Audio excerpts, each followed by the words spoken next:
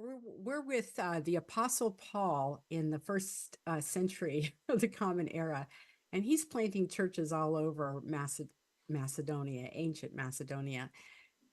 He planted a church in Corinth and then left it. And he's traveling all over Macedonia, but he still catches up with some of his associates, and they have news about how this church and that church is faring. And as reflected in his letter to the Corinthians, the people in that church were in a rather fractious state. And Paul's letter addresses their problems. It's one that's described by scholars as an exhortation and as providing pastoral care.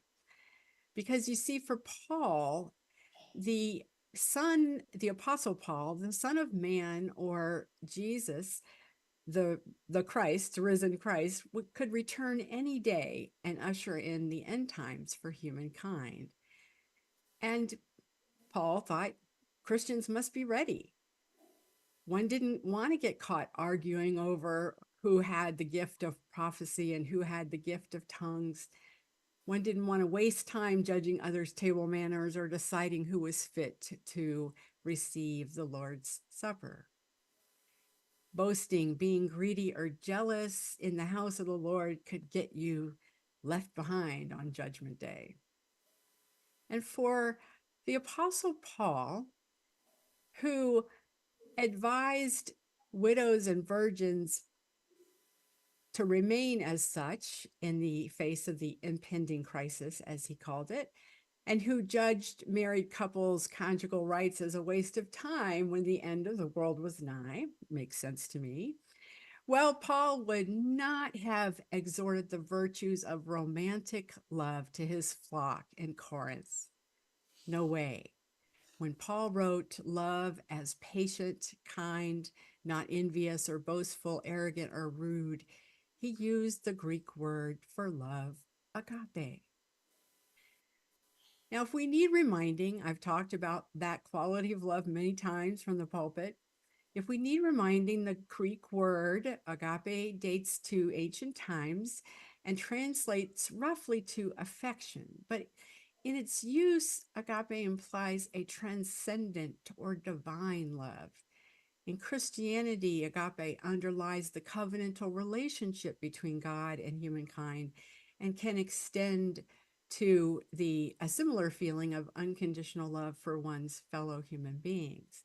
For example, when Jesus said, love God with all your heart and your neighbor as yourself, he was using the agape as the love described. And certainly the idea was built on the concept of chesed as the loving kindness of God expressed in countless times in the Hebrew scriptures. And finally, theologian C.S. Lewis described agape as the highest variety of love known to humanity, a selfless love that is passionately committed to the well-being of others. Kind of like what Walt Whitman said, as Eric read this morning. If we are clear on the quality of agape love, let me set 1 Corinthians 13 and the Apostle Paul aside for a moment and turn to what has loomed large for us lately as a congregation and as Unitarian Universalists. And that is the amendment of Article 2 of the Unitarian Universalist Association bylaws.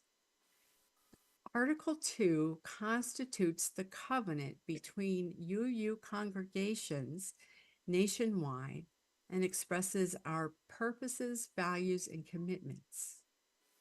Article 2, as now amended, reads in part, as Unitarian Universalists, we covenant congregation to congregation through our association to support and assist one another in our ministries. We draw from our heritages of freedom, reason, hope, and courage, building on the foundation of love. It goes on. Love is the power that holds us together and is at the center of our shared values. We are accountable to one another for doing the work of living our shared values through the spiritual discipline of love. The spiritual discipline of love. Inseparable from one another, these shared values are interdependence, justice, pluralism, transformation, generosity, and equity.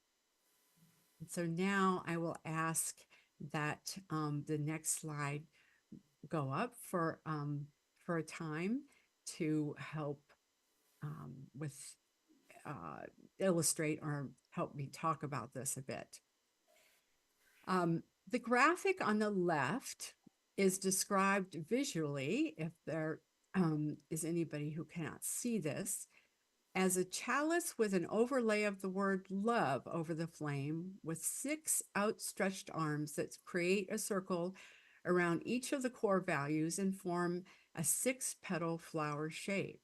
Each arm is a different color, and clockwise they are interdependence in orange, equity in red, transformation, purple, pluralism, dark blue, and generosity in teal, and finally justice in yellow.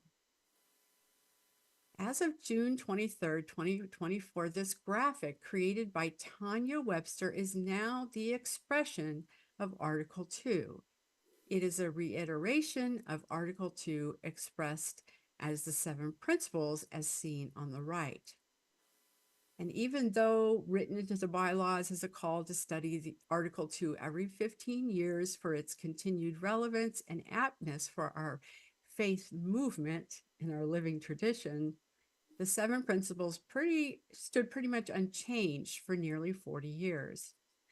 And as you can observe, this is quite a visual contrast between the two that might understandably seem abrupt and challenging.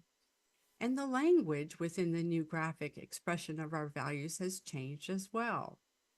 So it is understandable to feel loss in the face of these changes. And therefore, I do want to honor those feelings of loss. Yet, if we look closer, we can see that much of the language and the spirit of the 7 principles has been carried over to the amended version. Now, you may not agree. I've colored the words contained in the 7 principles that I think correspond to the amended Article 2. And of course, as I've said many times before, you don't have to agree with anything that I say from the pulpit. And I'm glad to talk about it. But I think these 6 petals containing the newly expressed values do indeed carry on the traditions of the 7 principles.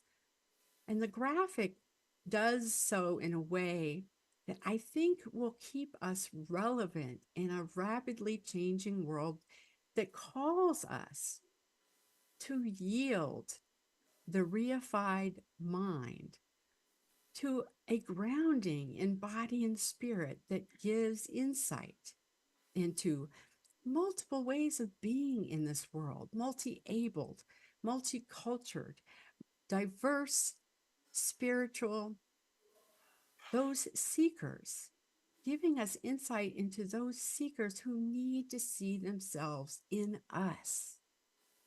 And my feeling is that if we can't at least offer an expression that accommodates VKA, visual, kinesthetic, and auditory learners, if we can't provide that, we might die on what I think of as our hospital cornered reason and logic, while leaving those who need us to like a candle to the wind of this maelstrom of a world that we live in today. That said, the 7 principles and 6 sources of our living tradition are an indelible part of who we are and will remain in our hymn books and in the banners and on the banners that hang in our own Osias Hall and in the frames on the walls. And by proclamation, our congregation will continue to uphold the seven principles. We will continue to hand out the seven principles wallet cards and put them in newcomer packets because what they express is meaningful and true. And so is the new iteration of Article 2, especially with love at the center of our covenant and values. I've been hearing some concerns about the meaning of love or the question of how love is defined in this context. Well, my answer is agape love. It is that transcendent, highest aspiration of love that we can express and give to one another. Let's go back to Paul's letter to the Corinthians, and you can stop the slide anytime you want, or you can leave it up. So remember that there had been infighting, divisiveness, and jealousy, and a bit of misbehaving among the members of the Corinth church, if you've read 1 Corinthians. Well, they were new to church life and Christian practices. And in Corinth was a busy port city, diverse in culture. And Paul gives them the simile of the church as one body. A body has a lot of different parts, right?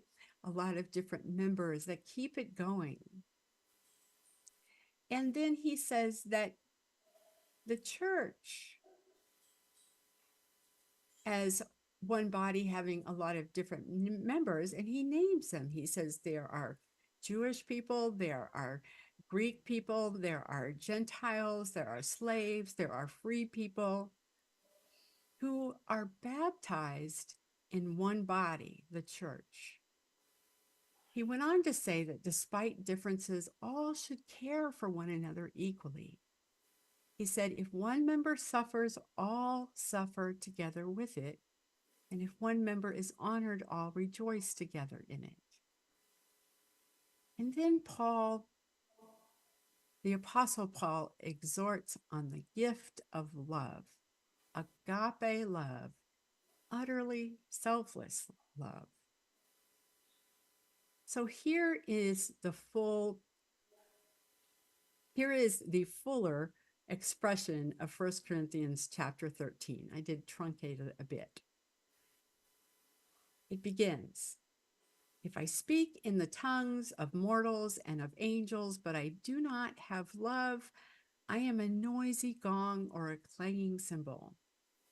And if I have prophetic powers and understand all mysteries and all knowledge, and if I have all faith so as to remove mountains, but do not have love, I am nothing. If I give away all my possessions and hand over my body so that I may boast as a martyr, but do not love, I gain nothing. Love is patient, love is kind, love is not envious or boastful or arrogant or rude.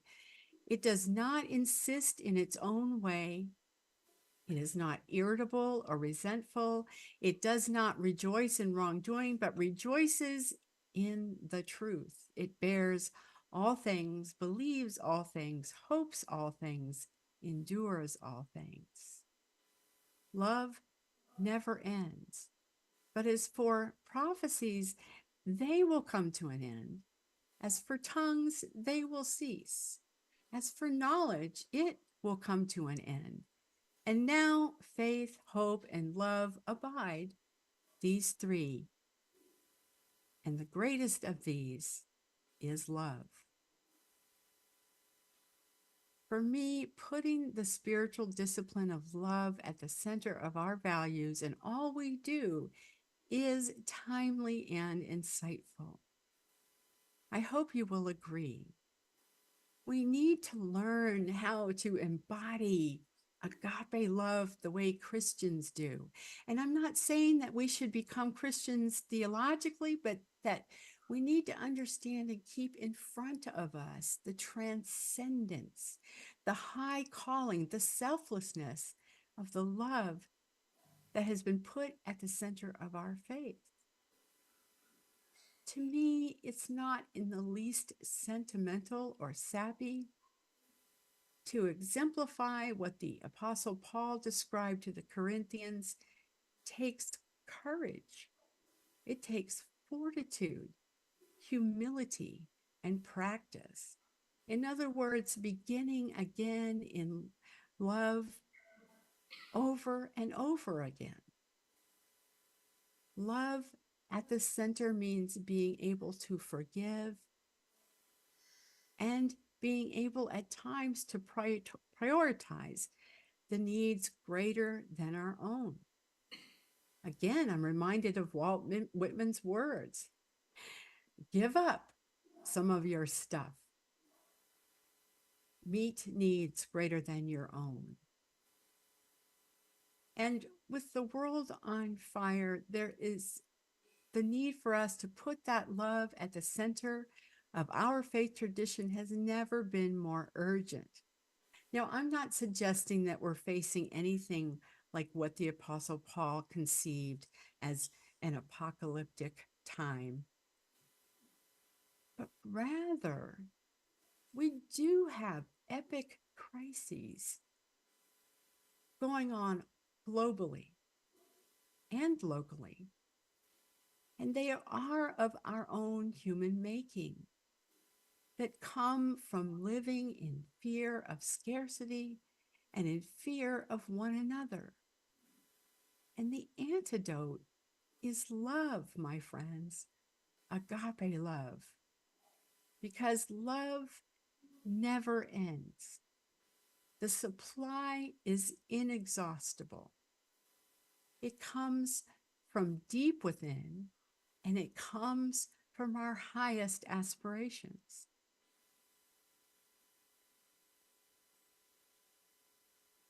Let us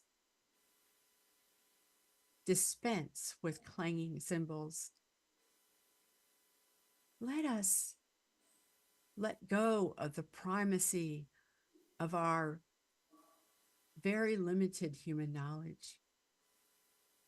Let us let go of our attachment to the material. For all of those things, as Paul, the Apostle Paul, so wisely said 2,000 years ago, those things will pass away. They pass away with us.